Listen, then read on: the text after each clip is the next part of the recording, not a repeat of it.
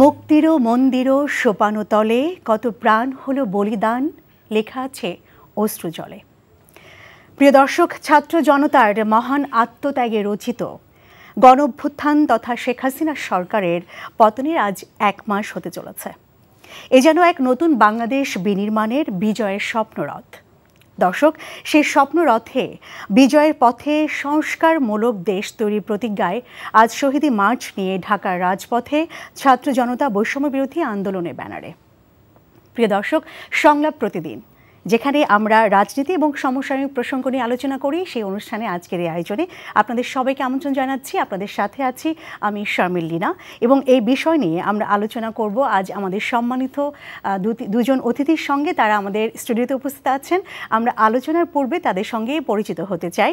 আমাদের স্টুডিওতে উপস্থিত আছেন আমাদের সম্মানিত অতিথি doctor Asaduzzaman Ripon, vice chairman BNP Bangladesh nationalist party অর্থাৎ বাংলাদেশ জাতীয়তাবাদী দল, এবং আমাদের মাঝে আরেকজন সম্মানিত অতিথি উপস্থিত আছেন রুহিন হোসেন প্রিন্স, সাধারণ সম্পাদক বাংলাদেশের কমিউনিস্ট পার্টি সিপিবি। আপনাদের দুজনকেই অসংখ্য ধন্যবাদ, আপনারা মূল্যবান সময়ের মধ্যে আমাদেরকে সময় দিয়েছেন এই জন্য। ধন্যবাদ আপনাকে। ধন্যবাদ।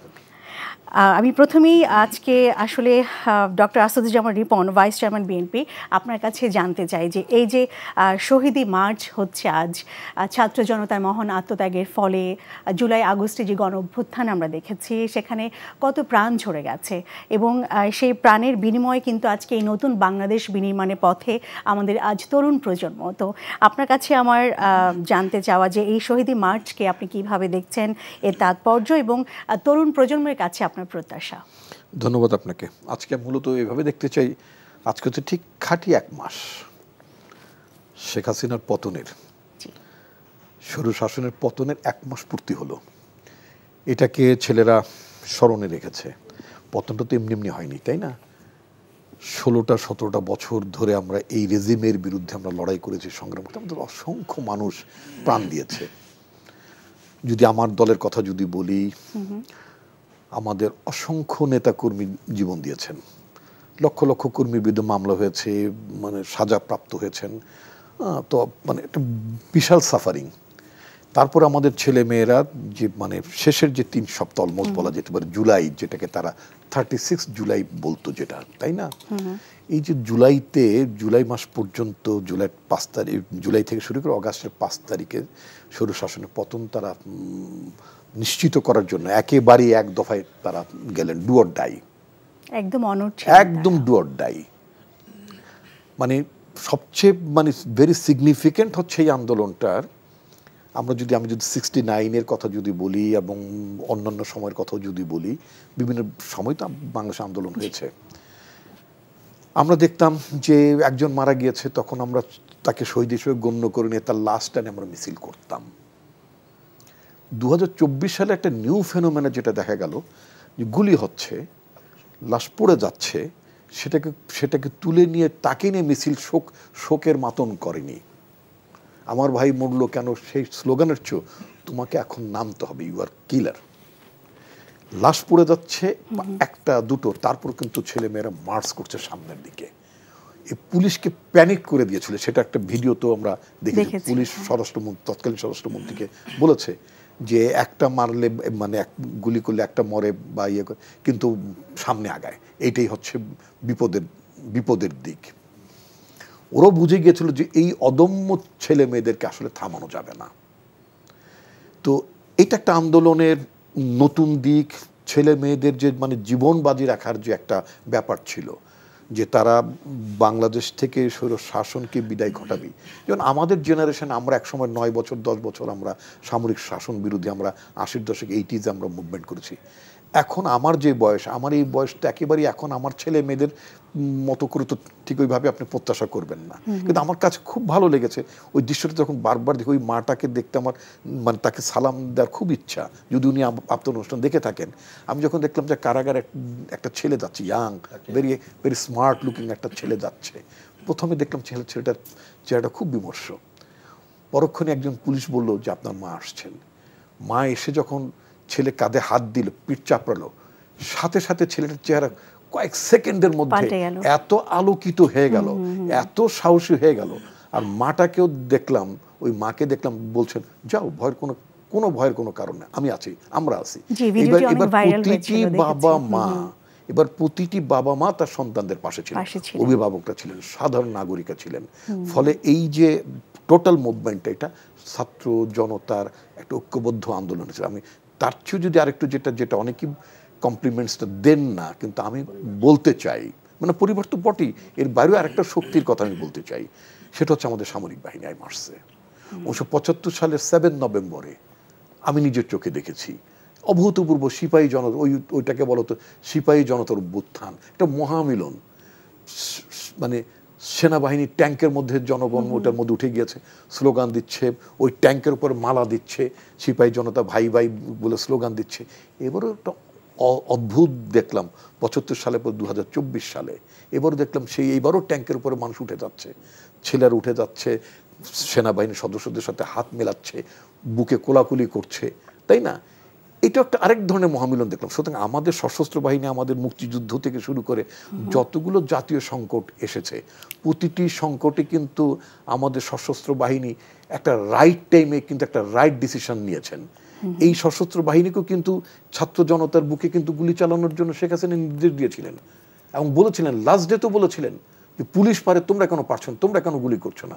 But it is our soldiers, আমাদের আর্মি, আমাদের দেশপ্রেমিক সেনাবাহিনী, তারা সিম্পলি বলে দিয়েছে নো, আমরা আমাদের ছেলে মেয়েদের বুকে গুলি করতে পারবো না। পুরো সিনারিওটি কিন্তু বদলে গিয়েছে। আপনি যদি আমরা 80s যদি দেখি, তখন কিন্তু এরশাদও কিন্তু সেনাবাহিনীকে কিন্তু ছাত্রদের বিরুদ্ধে ব্যবহার করতে চেয়েছিল, দে ডিনাইড টু, তারাও কিন্তু ডিনাই করেছে।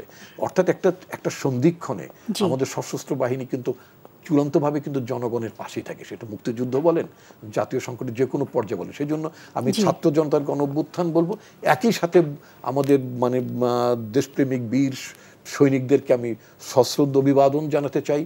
তারা আমাদের ছাত্র জনতার যে আকাঙ্ক্ষা, স্বৈরাচার মুক্ত বাংলাদেশ, একটা গণতান্ত্রিক রাষ্ট্র ব্যবস্থার প্রতি তাদেরও যে মানে ছিল, মানে শ্রদ্ধা ছিল, সমর্থন ছিল, সেটার প্রতি আমি শ্রদ্ধা জানাতে চাই। সুতরাং এই আন্দোলনটা নানাভাবেই মানে সমস্ত শ্রেণী পেশার মানুষের, ওই যে বললাম ছাত্র জনতা বলেন, পরিবার বলেন, সশস্ত্র বাহিনী বলেন, হ্যাঁ, সবার মধ্যে একটা অন্য ধরনের জাগরণ সৃষ্টি হয়েছে। এবং এই জাগরণ থেকে একটা নতুন স্বপ্ন, নতুন আকাঙ্ক্ষারও কিন্তু জন্ম নিয়েছে বাংলাদেশটাকে রিবিল্ড করার জন্য। এই অপরচুনিটিটা উই মাস্ট গ্রাব। এই অপরচুনিটিটা কিন্তু 71 সালে মুক্তিযুদ্ধের পর 72 সালে একটা সুযোগ এসেছিল, বাট উই হ্যাভ ফেইলড। আমরা রাষ্ট্রকে ডেমোক্রেটিক্যালি ট্রান্সফর্ম করতে পারিনি। বাট অ্যানাদার অপরচুনিটি আমাদের সামনে আসছে। আমাদের ছাত্র জনতার এই আকাঙ্ক্ষা, তাদের জীবনদান, গতকালকে ছেলেরা বলেছে প্রায় অ্যারাউন্ড 800 জনের মতো প্রাণহানির ঘটনা ঘটেছে এই আন্দোলনে, সেটা তারা মানে লিস্ট করেছেন এবং আরও তথ্যগুলো আসছে। তো এত মানুষের জীবনদান, এটা তো শুধুমাত্র একটা ক্ষমতার পরিবর্তনের বিষয় না। অবশ্যই এই জীবন দান যেন বিফলে না যায়, শুধু ক্ষমতার পরিবর্তন যাতে এই ঘটনাটা শুধু না হয়, এবং একটু মিনিংফুল চেঞ্জ, মিনিংফুল পরিবর্তন, অর্থাৎ একটা গণতান্ত্রিক রাষ্ট্র ব্যবস্থা, এটা যদি কায়েম করা যায়, একটা জবাবদিহিমূলক রাষ্ট্র ব্যবস্থা যদি থাকে, নিশ্চয়ই আমি মনে করি আমাদের যারা শহীদ হয়েছেন মানে তাদের আত্মার শান্তি পাবে। এবং এই যে ছেলেমেয়েরা মাঠে পড়াশোনা ছেড়ে যে মাঠে নেমেছিলেন, যে ইভেন শিক্ষকেরাও, অবশ্যই আমরা সবাই চাই যে এই জীবন দানে যেন যে স্বপ্ন আমরা দেখেছি সেটি যেন বিফলে না যায় এবং সেই স্বপ্ন যেন পূরণ হয়। আমি এবার চলে যাচ্ছি আমাদের সম্মানিত অতিথি রুহিন হোসেন প্রিন্স, সাধারণ সম্পাদক বাংলাদেশের কমিউনিস্ট পার্টি সিপিবি। আপনার কাছে জানতে চাই, এই যে ডক্টর আসাদুজ্জামান রিপন বললেন যে একটা ঐক্যবদ্ধ জনগণের যে একটা জাগরণ তৈরি হয়েছে, নতুন জাগরণ, নতুন বাংলাদেশ বিনির্মাণ করার যে স্বপ্ন তরুণ প্রজন্ম দেখছে, তো আপনার কি মনে হয় এই জাগরণের পেছনে কি ধরনের অনুপ্রেরণা কাজ করেছে এবং এই যে তরুণ প্রজন্ম, তাদের কাছে আপনারা কি প্রত্যাশা করেন? ধন্যবাদ আপনাকে। আসলে এবারের জাগরণটা অন্য যে কোনো সময়ের জাগরণের থেকে অভূতপূর্ব। আপনি শব্দটা অভূতপূর্বর সাথে অন্য কোনো শব্দ মানে সুযোগ হলে যুক্ত করা যায় আর কি, সেটা এইটাই ভালো। এটাই এখন আমাদের বিবেচনায় আপনি একটু হিসাব করে দেখুন, খুব ছোট করে যদি বলি, দীর্ঘদিন ধরেই এই যে পতিত স্বৈরাচার যারা ক্ষমতায় ছিল, তারা কিন্তু অনেকগুলো ঘটনার মধ্যে একটা ঘটনা ঘটেছিল, একটা ভয়ের রাজত্ব কায়েম করেছিল। এবং ভয়ের রাজত্ব এমন জায়গায় চলে গেছিল যে ভয় দেওয়াতে শুধু ভয় পাওয়া না, একটা সেলফ ভয়ের রাজত্বটাও চলে আসছিল। এর থেকে তো ডেঞ্জার একটা মানুষ হতে পারে না, যে চোখের সামনে আপনি সব করতে পারছেন, কিন্তু ভয় আপনাকে গিলে খাচ্ছে। তার মানে আপনি নিজেই নিজের স্বাধীন না, আপনাকে কাগজে কলমে দেখা যাচ্ছে স্বাধীন, আপনি স্বাধীন না। যেটাকে আমরা হয়তো একটু ভদ্র ভাষায় টেলিভিশন বলতাম সেলফ সেন্সরশিপ আরোপ করে চলছে। তা এই তাত্ত্বিক কথার তো দরকার নাই, এইটা মানুষের মধ্যে ছিল। এবং সেইটা যে কোনো কারণেই হোক, ছোট থেকে শুরু করে আপনি একেবারে বয়স্ক পর্যন্ত সবার জায়গায় এটা ছিল, এবং আপনার প্রত্যেকটা সেক্টরে ছিল। মানে তারা এই অপকর্মগুলো করেছিল। তা এর বিরুদ্ধে মানুষের তো একটা ক্ষোভ ছিল, সেই ক্ষোভটা একটা প্রধান বিষয় ছিল যে এটাকে পাল্টাতে হবে। এই একটা দিক। ছাত্ররা দেখবেন যে যারা এখানে ভূমিকা পালন করেছে তারা একটা সময় এখানে গণজাগরণ মঞ্চ হলো, তারপরে আপনি এইখানে কোটা বিরোধী আন্দোলন হলো, কোটা সংস্কার আন্দোলন, তারপরে আপনার কি বলে যে রাস্তায় কিশোররা তারা রাষ্ট্র মেরামতের আন্দোলন করলেন, নিরাপদ সড়ক চাই। এই প্রত্যেকটা ঘটনা দেখবেন কোনো না কোনোভাবে এটা দমন করা হয়েছে, কোনো না কোনোভাবে। তার তো একটা প্রতিক্রিয়া আছে, হ্যাঁ, মানে প্রতিক্রিয়া নানাভাবেই করা হয়েছে, কিন্তু তার তো একটা প্রতিক্রিয়া আছে। তো এরাই তো এই জেনারেশন। তো এখন এই জেনারেশন তারা তাদের ক্ষোভ এবং এই যে বিভিন্ন সময় আন্দোলন সময়ের মধ্যে তাদের অভিজ্ঞতা সঞ্চয় করেছে, সেটি একটা দিক। আর মনে রাখতে হবে এদেশের রাজনৈতিক দলগুলো যারা এই স্বৈরাচারের পতনের জন্য দীর্ঘ লড়াই করছে, বিভিন্ন শ্রেণী পেশার মানুষ যারা দীর্ঘ এই 15-16 বছর ধরে লড়াই করছে, তারা কিন্তু একেবারে টেকনাফ থেকে তেঁতুলিয়া বিভিন্ন ইস্যুতে জনগণকে কিন্তু উদ্বুদ্ধ করার কাজটা করেছে। সুতরাং তলাটা একটা ছিল, ফাউন্ডেশন ছিল। এখন সেইটাকে এই গাঁথনিটা কিভাবে করে দেবে এই ছাত্ররা, তারা তাদের একটা ইস্যুতে গাঁথনিটা যখন শুরু করলো, আর পতিত স্বৈরাচারের প্রধান তিনি এইখানে আগুনে ঘি ঢেলে দেওয়ার অপমানজনক, ওই যে বললাম আগে ভয় মানুষকে মানুষের এটা নেই, অপমানজনক কথাবার্তা এইটাকে এমন জায়গায় নিয়ে গেল, ওই কথা রিপিট না করে পারা যায় না। এই অভূতপূর্ব আমরাও বোধহয় কল্পনা করতে পারিনি। কারণ 80-র দশকে স্বৈরাচারের বিরুদ্ধে, স্বৈরাচারের বিরুদ্ধে পুরো সময়টা তো আমরা লড়াই করেছি, কিন্তু আমরা কখনো তো ভাবতেই পারিনি যে একজন গলিতে বুক পেতে দিয়ে সে চলে গেল, আরেকজন তার লাশ না ধরে সে আরেকজন বুক পেতে দিচ্ছে। এবং আমাদের শেষ মুহূর্তে তো পুলিশ থেকে শুরু করে আর্মির কথা তো বললেনই, তারাও নিজেকে যে কোনো কারণে হোক আর কোনো সুযোগ তারাও দিতে পারলেন না। সুতরাং এটা একটা অভূতপূর্ণ গণজাগরণ হয়েছে এবং তার উপাদান ভেতরেই ছিল। এবং এই যে বিভিন্ন শ্রেণী পেশার মানুষ সহ রাজনৈতিক দলগুলো যে আন্দোলন ফাউন্ডেশন করে তুলেছিল, তার উপরে ভিত্তি হয়ে এটা করে তুলেছিল। এই সুযোগে আমি আরেকটা কথা একটু বলতে চাই। আমি জানি যে এটা এত সবাই আজকে যে দিনটা, অর্থাৎ 1 মাসে আমরা তো এটা করলাম, আমাদের একটা প্রধান বিষয় হচ্ছে এই যে 800, অনেকে কিন্তু এখনো ধারণা করে এর থেকে সংখ্যা অনেক বেশি। আমি গতকালকের একটা কথা, রহিন হোসেন প্রিন্স, আমরা অবশ্যই আপনার গতকালকের কথাটা শুনবো। আমরা এখন একটু আমাদের সহকর্মী আছে, তার সঙ্গে আমরা এখন সরাসরি যুক্ত হব। দর্শক, এই মুহূর্তে শহীদি মার্চের খবর জানতে আমরা সরাসরি যাচ্ছি শহীদ মিনার প্রাঙ্গণে। সেখানে আছেন আমাদের সহকর্মী হাসান মাহমুদ। হাসান, আপনি শুনতে পাচ্ছেন আমাকে? হাসান, আপনি শহীদি মার্চ নিয়ে আপনার কাছে কি তথ্য আছে আমরা জানতে চাই। এখন শহীদি মার্চটি ঠিক কোন পর্যায়ে রয়েছে? আজকে শহীদি মার্চ কারওয়ান বাজার পেরিয়ে প্রায় শাহবাগের কাছাকাছি রয়েছে এবং আমি যে জায়গাটিতে দাঁড়িয়ে আছি সেটি হচ্ছে কেন্দ্রীয় শহীদ মিনার। এবং এই কেন্দ্রীয় শহীদ মিনার এই মূলত শেষ, অর্থাৎ গন্তব্য, এইখানে এসে শেষ হবে এই শহীদি মার্চ কর্মসূচি। এবং এইখানে অপেক্ষা করছে সেই বিশাল শহীদি মার্চের যেই দীর্ঘ মিছিল, সেই মিছিলকে স্বাগত জানানোর জন্য এখানে এসে মিছিলটি সমাপ্ত হবে। এবং এখানে স্বাগত জানানোর জন্য অপেক্ষা করছেন বিপুল সংখ্যক ছাত্র শিক্ষার্থীরা এখানে কিন্তু রয়েছেন এবং মাদ্রাসা শিক্ষার্থীদেরকে আমরা এখানে দেখেছি। এবং আজকে আসলে যেই কারণে শহীদি মার্চ, আমরা দেখেছি যে সারা ঢাকার যে রাস্তাগুলো, সড়কগুলোতে শিক্ষার্থীদের স্রোতে একেবারে পুরো নগরী ছেয়ে গিয়েছিল। এবং সেই উদ্দেশ্যটা আপনারা হয়তো অনেকটাই জেনেছেন যে এটি আসলে সেই 5ই আগস্টকে স্মরণ করিয়ে দেয়, যে 5ই আগস্ট একটি ফ্যাসিজম, একটি স্বৈরতন্ত্রের বিরুদ্ধে শিক্ষার্থীদের যেই সংঘবদ্ধ আন্দোলন এবং কোটা আন্দোলনের যেই প্রেক্ষাপট, সেই প্রেক্ষাপট থেকে একটি আন্দোলন কি করে 1 দফায় 9 দফা থেকে 1 দফায় সরকার পতনের মুখে নিয়ে যায়, সেটি আমাদেরকে দেখিয়েছে এই শিক্ষার্থীরা। সেই শিক্ষার্থীদের আজকে মাস পূর্তি, অর্থাৎ 1 মাস এর পূর্তি উপলক্ষে বা পূর্তিকে উদযাপন, অথবা যে রক্তঝরা আগস্ট যে রক্তঝরা জুলাই হত্যাকাণ্ডের সেই খুন ঝরা সময়ের কথা তারা মনে করছেন এবং সেই বীর শহীদদের প্রতি তারা শ্রদ্ধা নিবেদন করছেন।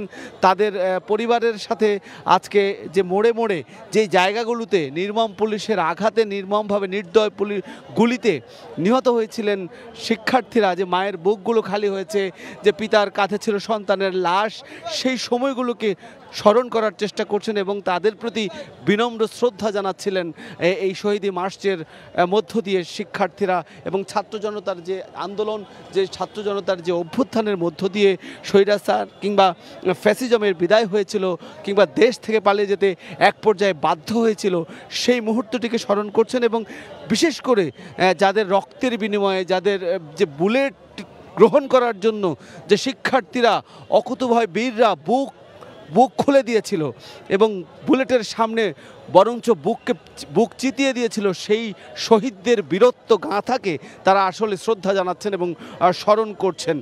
যে বৈষম্যের বিরুদ্ধে যে আন্দোলন, অর্থাৎ সেই বৈষম্যের বিরুদ্ধে আন্দোলনকেই বারবার এখানে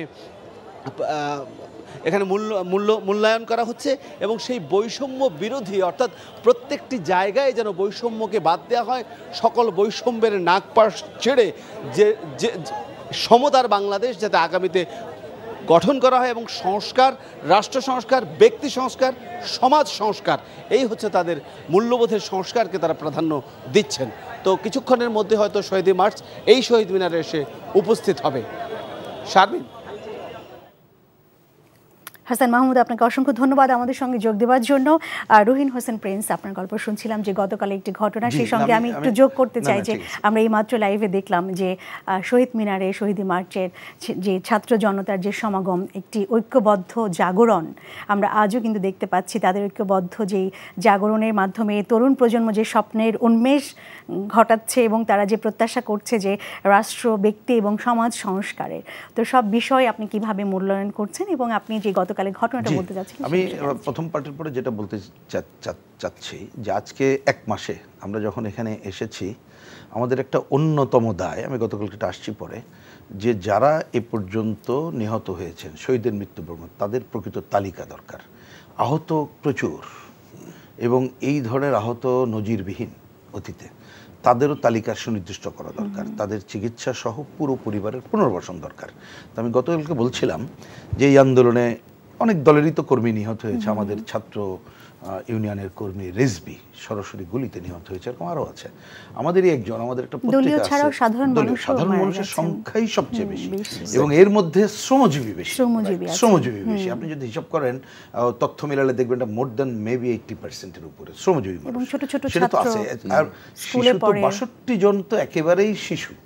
তথ্য বেরিয়েছে এবং এটা ভয়াবহ। বললাম ওই চিন্তা করলে কিন্তু আসলে কথা বলার আমাদের মুখ বোধহয় বন্ধ হয়ে যাবে। আমরা ভাবতেই পারি না, ইউনিসেফই বলে, মানে এইটাই চিন্তা করতে পারি না আমরা যে এই ধরনের মুভমেন্টে এত বড় ঘটনা ঘটতে পারে। হ্যাঁ, আমি একটু সরি অন্যদিকে চলে গেলাম। মনে থাকার কথা, এরশাদ বিরোধী আন্দোলনের মিরপুরে একটা কন্যা সন্তান বাবার কোলে ছিল, সে গুলিতে শহীদ হওয়ার পরে ওইটা নিয়ে অসংখ্য নাটক তৈরি হয়েছিল, পথনাটক। আমার মনে আছে শঙ্কর সহজল থেকে অনেকে করেছিল। আর এইবার তো 62 জনের নাম এসেছে, আরও আসলে আমরা আশ্চর্য হবে না। যাই হোক, যা বলছিলাম, তাহলে এই তালিকাটা সুনির্দিষ্ট করা দরকার। গতকালকের কথা বলছিলাম, আমাদের একটা পত্রিকা আছে সাপ্তাহিক একতা, অনেকে জানেন। ওই একতায় কাজ করতেন আতিক, আমাদের একজন সমর্থক। সে এই যাত্রা বাড়িতে, পরে অন্য জায়গায় সে কাজ করে তার আর্থিক কারণের জন্য, সে গুলিতে নিহত হয়েছে। কালকে তার ভাই আসছে, আমরা জানি তার বাড়িতেও যাওয়ার। ভাই এসে বলল যে ভাই, আমি তো পাইনি, ডেথ সার্টিফিকেট। আমি কথাটা এই জন্য এটাকে আমি ফোকাস করতে চাই। আমি একটু নিজেই হলাম যে পাওনি, কারণটা কি? তখন শুনলাম যে লাশ মেডিকেল কলেজে নিয়ে আসা হয়েছিল, তখন মেডিকেল কলেজ থেকে বলছে যার যার চেনেন নিয়ে চলে যান। এবং যাওয়ার পর ওই সময় ডেথ সার্টিফিকেট নেই, কোনো অন্য কিছু করা হয় নাই। এখন ছেলেরা ঘুরছে, কোনো আমি বললাম তোমার কাছে কি কাগজ আছে? বলে আমার কাছে কিছু কাগজ নাই, খালি এই ছবিটা তোলা আছে। এখন তাহলে আমি জানি না তালিকাভুক্ত সে আছে কি নাই। আই এম কনফিউজ, কথাটা বলছি। যদি তালিকায় কাগজে কলমে থেকেও থাকে, তার পরিবারের কাছে কিন্তু সে যে এখানে মৃত্যুবরণ করেছে তার কোনো কাগজ নাই। তা আমি বলছি একটা গুরুত্বপূর্ণ কাজ এই এক মাসে দাঁড়িয়ে, যেটা আমরা আমাদের পার্টি এবং বামপন্থীর দিক থেকে বলছি, যে প্রকৃত তালিকা সুনির্দিষ্ট করতে হবে নিহত আহতদের এবং তাদের যে পুনর্বাসন কাজ, এইটা করতে হবে। আর শেষে আপনি আকাঙ্ক্ষার কথা, আপনাদের রিপোর্টার যে কথাটা বলে শেষ করলেন, আমি শুনলাম যেটা, যে একটা বৈষম্যের আকাঙ্ক্ষা।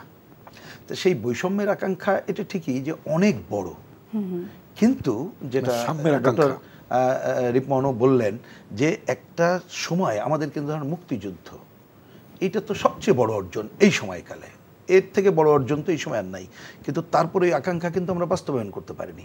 90-এ 3 জোট মিলিয়ে যে আকাঙ্ক্ষা হয়েছে সেটাও আমরা করতে পারিনি, অনেক ক্ষেত্রে আমরা পিছিয়েছি। তাহলে এইবারের অন্তত পক্ষে গণতান্ত্রিক রূপান্তরের কাজ থেকে পেছানো যাবে না, এখানে দলীয়করণের কারণে কোনোভাবেই যাওয়া যাবে না। এই বিষয়ে একটু জানতে চাই যে এই যে আজকে যে 1 মাস পূর্তি হচ্ছে এবং শহীদি মার্চ আমরা দেখতে পাচ্ছি, এবং সেই সাথে কিন্তু অন্তর্বর্তীকালীন সরকারেরও দায়িত্ব গ্রহণে 1 মাস হতে যাচ্ছে। তো এই সরকারের কিন্তু অনেক চ্যালেঞ্জ আছে, এই চ্যালেঞ্জগুলো মোকাবেলা করে কিন্তু আসলে আমাদের যে স্বপ্ন নতুন বাংলাদেশ বিনির্মাণে, সেটি আমাদের আসলে সেই স্বপ্ন পূরণের জন্য কাজ করে যেতে হবে সবাইকে একযোগে। রুহিন হোসেন প্রিন্স, আপনার কাছে আমরা আবার ফিরবো। আমি এই প্রসঙ্গে একটু কথা বলতে চাই ডক্টর আসাদুজ্জামান রিপন, আপনার সাথে যে শহীদি মার্চ নিয়ে তো আমরা অনেক কথাই বললাম, একটু এর বাইরে একটা প্রশ্ন করতে চাই। সেটি হচ্ছে আজ কিন্তু দিনের একটা গুরুত্বপূর্ণ সংবাদ ছিল যে সিইসি সহ বেশ কয়েকজন কমিশনার, 5 জন কমিশনারের পদত্যাগপত্র জমা দিয়েছেন রাষ্ট্রপতি বরাবর। তো সিইসি বলেছেন তার প্রেস কনফারেন্সে যে আসলে বিগত যে নির্বাচনগুলো হয়েছে সেখানে বিএনপিকে তার আন্তরিকতার সাথে আমন্ত্রণ জানিয়েছেন নির্বাচনে অংশগ্রহণ করবার জন্য, এবং সেই সাথে কিন্তু তিনি এটিও স্বীকার করেছেন যে বিতর্কিত ছিল নির্বাচনগুলো। তো আপনি কিভাবে দেখছেন এই বিষয়টি, কেন বিএনপি অংশগ্রহণ করেন? ধন্যবাদ আপনাকে। একটু ছোট করে জানতে চাই, আমাদের হাতে সময় কম। আমি খুব সংক্ষেপে বলবো, ওনার নিয়োগকারী, ওনার তো একটা নিয়োগকারী ছিল, যে প্রক্রিয়া উনি মানে নিয়োজিত হয়েছিলেন সেই প্রক্রিয়াটি ছিল অস্বচ্ছ। যেই ব্যক্তি এই মানে এদেরকে নিয়োগ করার জন্য কথিত আপনার যেটা মানে কি বলে যে কমিশন ছিল, কি বলে সার্চ কমিটি, তো সার্চ কমিটির প্রধান যিনি ছিলেন তিনি ছিলেন একজন সাবেক ছাত্রলীগ নেতা। তিনি মুজিব কোড পড়ে তিনি 2006 সালে ইলেকশন করেছিলেন, খেয়াল করবেন। 2006 সালে ইলেকশনটা আওয়ামী লীগ বর্জন করেছিল, 2007 সালে, দুঃখিত, 2007 সালে নির্বাচনটা আওয়ামী লীগ বর্জন করলো। ফাইনালি 111 হলো, নির্বাচনটা হয়নি। 8 সাল হলো, 9 সালে আবার নতুন সরকার মানে আসলো, মানে আওয়ামী লীগ গভর্নমেন্ট ফর্ম করলো। ওই সময় ওই ভদ্রলোককে নমিনেশন দেননি, এখন আমি নামটা তার বলছি, ওবায়দুল হাসান, ডাকনাম শাহিন, পরবর্তী প্রধান বিচারপতি হয়েছিলেন। তার নেতৃত্বে একটা সার্চ কমিটি ছিল। তো উনি কি করলেন, মুজিব কোড গায়ে দেওয়া অবস্থায় তো ইলেকশন করেছিলেন। যদি ইলেকশনটা হতো তো উনি এমপি থাকতেন। যদি ওনার দল যদি 9 সালে যদি ওনাকে 8 সালের নমিনেশন দিলে উনি আবার এমপি হতেন। ওনার দল ওনাকে নমিনেশন না দিয়ে ওনাকে কি করেছে, বিচারপতি বানিয়েছে, এমপি বানাননি, বিচারপতি বানিয়েছে। আচ্ছা, তো মুজিব কোড ছেড়ে দিয়ে হাইকোর্টে ঢুকলেন এই লোকগুলো। এদের তো একটা প্রভু আছে, মানে দল আছে, রাজনীতি, যেমন আমি একটা দল করি, তাই না? তো প্রাইমারিলি তো আমার দলের ফান্ডামেন্টাল জিনিসটা তো আমার মাথায় থাকতে হয়, রাখতে হয়। I can't go against my party policy and decision. আচ্ছা, ন্যাচারালি, এবং সেটা একটা ডিসিপ্লিন ওয়ার্কারের সবচেয়ে বড় বৈশিষ্ট্য। তো উনি যাদেরকে দিয়েছেন তারা কারা? তারা তো ওনাদের ঘরানার লোকজনই, স্ট্রেট কাট। তা আমি তো জানি, আমি জেনে শুনে আমি জেনে শুনে বিষটা তো পান করবো না, কারণ আমি তো আওয়ামী লীগ সরকারের অধীনে নির্বাচনটা দেখেছি, তাদের প্রাত নির্বাচনগুলো দেখেছি। আমি 14 সালে নির্বাচন দেখেছি, 18 সালে নির্বাচন দেখেছি, 24 সালে হাইবুল আওয়াল যতই আমাকে 4 জায়গায় কফি খাওয়ান বা যাই কিছু খাওয়াইতে চান, যদি বলছেন একেবারে ন্যাচারাল জুস খাওয়াবো, আমি ওনার কথা বিশ্বাস করি, কারণ ওনার নিয়োগকারী প্রভুকে আমি চিনি। উনি তার বাইরে যেতে পারবেন, উনি যেতেও পারেন নাই। তো সুতরাং ওইটাকে আমাদের ফান্ডামেন্টাল বিষয় ছিল যে এই শেখ হাসিনা সরকারের অধীনে নির্বাচনে আমরা যাব না, ওনারাও যান নাই। তো ফলে এই এখন বিদায়কালে হাইবুল আওয়াল সাহেবের আমার ধারণা ছিল উনি অনেক আগে ওনার পদত্যাগ করা উচিত ছিল, ওনার এবং ওনার টিমদেরকে।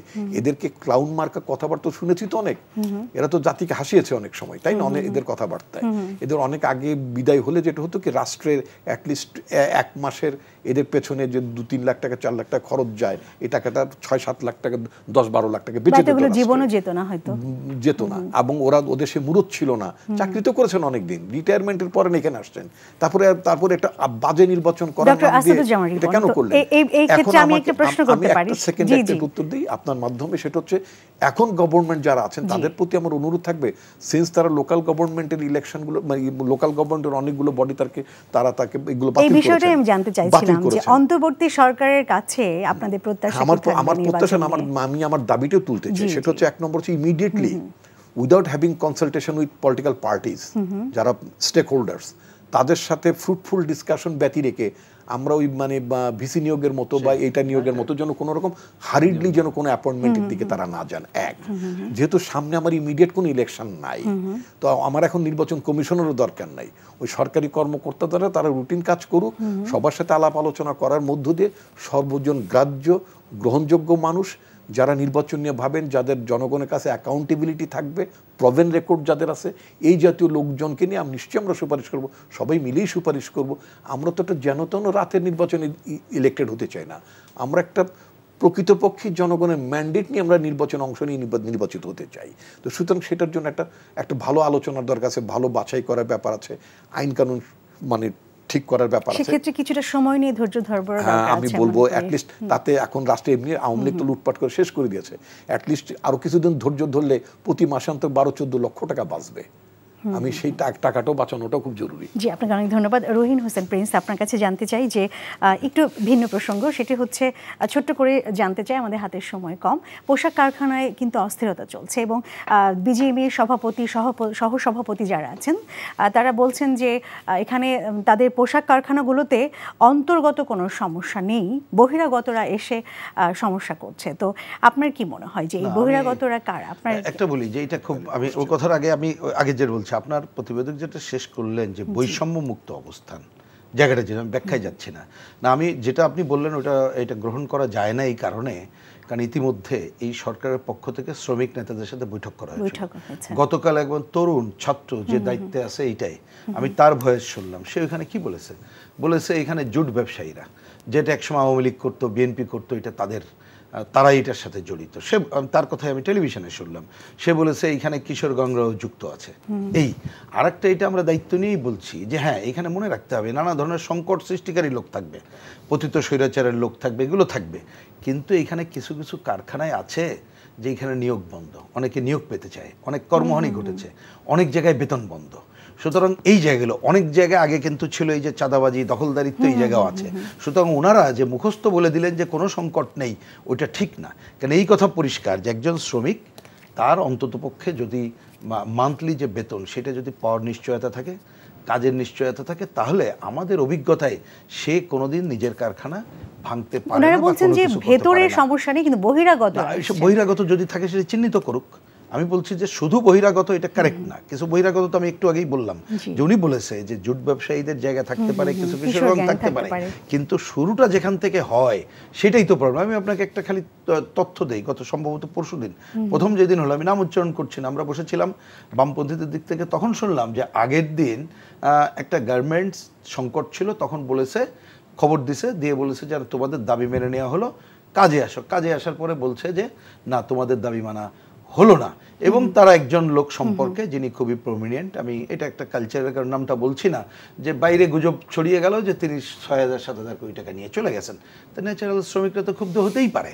সূচনা তো এই, যদি বাইরের কেউ থাকে, এই সুযোগগুলো এই মালিক এবং অন্যদের পক্ষ থেকে করে দেওয়ার কারণেই এই ঘটনাগুলো ঘটছে। সুতরাং আপনি যদি এর অবসান ঘটাতে চান, তাহলে শ্রমিকের যে স্বার্থ সেটা সংরক্ষণ করে বাইরের কোনো যদি শক্তির ইন্ধন থাকে সেটাকে কঠোরভাবে দমন করতে হবে। এইটা ছাড়া আপনি এই সংকট দূর কিন্তু করতে পারবেন না, এবং অনেক দিন ধরে এই সংকট চলতে থাকবে। এবং মনে রাখা দরকার, এখন আইন শৃঙ্খলা পরিস্থিতি অনেক কিছু কিন্তু এখনো পর্যন্ত কন্ট্রোলে আসে নাই। সুতরাং এই জায়গায় আরও ধৈর্য ধরে যে কোনো ঘটনা ঘটলে ওই অঞ্চলে যারা কর্মকর্তা কর্মচারী আছে, তাদের যারা প্রতিনিধিরা আছে, তাদের সাথে কথাবার্তা বলেই এই সংকট উত্তরণ করা দরকার। কারণ আমরা কিন্তু এই সময় চাই না যে কোনো এ ধরনের ঘটনা ঘটুক। আমরা এই যে অন্তর্বর্তীকালীন সরকার, তারা স্মুথলি কাজে আগাক, সেটা চাই। অবশ্যই। আপনাকে অনেক ধন্যবাদ। ডক্টর আসাদুজ্জামান রিপন, আপনার কিছু বলার আছে ছোট্ট করে? আমার একটু বলার আছে, যেহেতু পোশাক খাত কিন্তু বাংলাদেশের সবচেয়ে বড় একটি গুরুত্বপূর্ণ খাত। আমি যে কথাটা বলতে চাই, আমি কথা দ্বিরুক্তি করব না। একটা হচ্ছে, যদি সত্যি যদি বহিরাগত ব্যাপার যেটা আছে, সেটাকে আমাদেরকে অবশ্যই ট্যাকল করতে হবে, কারণ আমাদের গার্মেন্টস ইন্ডাস্ট্রিতে কিন্তু একটা কনস্পিরেসি আছে। তো বাংলাদেশের গার্মেন্টসগুলো বন্ধ থাকুক, তারপর অর্ডারগুলো বাতিল হোক, এই ধরনের চক্রান্ত আছে নিঃসন্দেহে। তো সেটাকে আমরা কোনোভাবে অ্যালাউ করতে পারি না। শ্রমিকদের যদি মানে উনি যে কিছু জেনুইন কথা বলেছেন, যদি ধরে নেই এই ধরনের কোনো জেনুইন কজ শ্রমিকদের আপাতত থেকেও থাকে, আমি কিন্তু একেবারে মালিক শ্রেণীর লোকও নই, শ্রমিক শ্রেণীর লোকও নই, আমি একেবারে একজন সাদামাটা সাধারণ দলীয় ভাইস চেয়ারম্যান হিসেবে আপনার আমার বক্তব্য হচ্ছে, যদি প্রকৃতপক্ষে উনি যে সংকটের মানে সমস্যার কথা বলছেন, শ্রমিকদের বেতন অথবা আনএমপ্লয়মেন্ট হোয়াট এভার যা কিছু আছে, সেটা এটা হচ্ছে একেবারে মানে জেনুইন কজ। এই জেনুইন কজগুলোকে অ্যাড্রেস করা যাবে। আমি শ্রমিক ভাইদের কাছে আমার রিকোয়েস্ট থাকবে, সেটা হচ্ছে যে আপনারা মেহরবানি করে, একটা আমাদের নতুন সরকার এসেছে, একটা বিপ্লব সংগঠিত হয়েছে, সুতরাং ইমিডিয়েটলি সমস্ত দফার দাবি কিন্তু এই সরকারের কাছে আপাতত রিয়েলাইজ করার জন্য খুব মাঠে নামা দরকার। শ্রমিক ভাইদের কাছে আপনার অনুরোধ, আর একজন বিএনপির দলীয় ভাইস চেয়ারম্যান হিসেবে বিএনপি নেতাকর্মীদের প্রতি এই ক্ষেত্রে এই শিল্পে যারা আছেন তাদের প্রতি যারা মালিক যারা আছেন, বিএনপির যারা মালিক যারা আছেন, তাদের প্রতি আমার অনুরোধ থাকবে, তারা নিঃসন্দেহে তাদের শ্রমিক কর্মচারীদের প্রতি তারা সংবেদনশীল থাকবেন, কারখানাটাকে তারা বাঁচাবেন, উৎপাদন বজায় রাখবেন, এক্সপোর্ট বাড়ানোর জন্য যা যা করা দরকার, সোজা কথা আমাদের শিল্প আমাদের কোনো ধরনের বিশৃঙ্খলা যাতে তৈরি না হয়। 2 নম্বর হচ্ছে ইন দ্য নেম অফ বিএনপির যে জুট ফুট কি যেন বলে, এই সমস্ত কারণে ওই যে বলতো যে আওয়ামী লীগের আমলে আওয়ামী লীগ জুট করেছে, এটা কি জুট ব্যবসায়ী, এখন আবার অভিযোগ আসছে যে বিএনপি নেতাকর্মীরা নাকি দখলে নেওয়ার চেষ্টা করছে। এই ব্যাপারে আমার পার্টির অ্যাক্টিং চেয়ারম্যানের কড়া নির্দেশটা হচ্ছে, কোন লোক এই যে ছাত্র, তারপরে এই সমস্ত এই যে বাজে লোকজনগুলো, এগুলো আমাদের দলের কোনো সুনাম অর্জন করে না। আমার দলের নাম ব্যবহার করে যদি কেউ জুটফুট করতে যায়, সোজা কথা ধরে ঠেঙ্গিয়ে পুলিশের কাছে যেন মালিক পক্ষ দিয়ে দেয়, এবং আইন প্রয়োগের সংস্থার দ্বিতীয়বার বিবেচনা করার দরকার নাই তিনি কোন মার্কা বহন করেন, দরকার নাই। আরেকটা আপনার উদ্দেশ্যে একটা কথা বলতে চাই, আজকেই আমাদের ছাত্র দলের নামে এরকম একটা ছেলের একটা অভিযোগ পাওয়া গেছে ঢাকার কলাবাগ থানায়, তাকে দল থেকে বহিষ্কার করা হয়েছে। এবং you'll be surprise to know, surprise কথাটা কেন বলেন, কারণ বাংলার কালচার এটা নাই। দলের প্যাডে দায়িত্বশীল নেতা বাদী হয়ে দলের কর্মীর বিরুদ্ধে থানায় মামলা করেছে। সুতরাং পার্টির নির্দেশ হচ্ছে শুধুমাত্র বহিষ্কার নয়, যদি একটা ন্যূনতম দলীয় পরিচয় সংশ্লেষ যদি থাকে দলীয় পরিচয়, তাহলে দল তার বিরুদ্ধে ওই ফ্যাক্টরি মালিকের জন্য বা অন্য কারোর জন্য অপেক্ষা করবেন। আমার দল তার বিরুদ্ধে মামলা করেছে, সুতরাং এটা কিন্তু বাংলাদেশ জাতীয়তাবাদী দল করেছে এবং আমাদের নেতা তারেক রহমান সেটা দৃষ্টান্ত আমরা করছি। ডক্টর আসাদুজ্জামান রিপন এবং রহিন হোসেন প্রিন্স, আপনাদের দুজনকে অসংখ্য ধন্যবাদ আমাদের স্টুডিওতে এসে সময় দেওয়ার জন্য। প্রিয় দর্শক, বৈষম্যমুক্ত নতুন বাংলাদেশ বিনির্মাণের স্বপ্ন পূরণে আমাদের সবাইকে হিংসা বিদ্বেষ ভুলে একযোগে সহযোগিতামূলক আচরণের মাধ্যমে ঐক্যবদ্ধ হয়ে কাজ করতে হবে। আজ এই স্বপ্ন নিয়ে, আমরা এই প্রত্যাশা নিয়ে আজকে সংলাপ প্রতিদিনের আয়োজন এখানে শেষ করছি। পরবর্তীতে আবারও দেখা হবে, সে পর্যন্ত সুস্থ থাকুন এবং নিরাপদে থাকুন। ধন্যবাদ সবাইকে।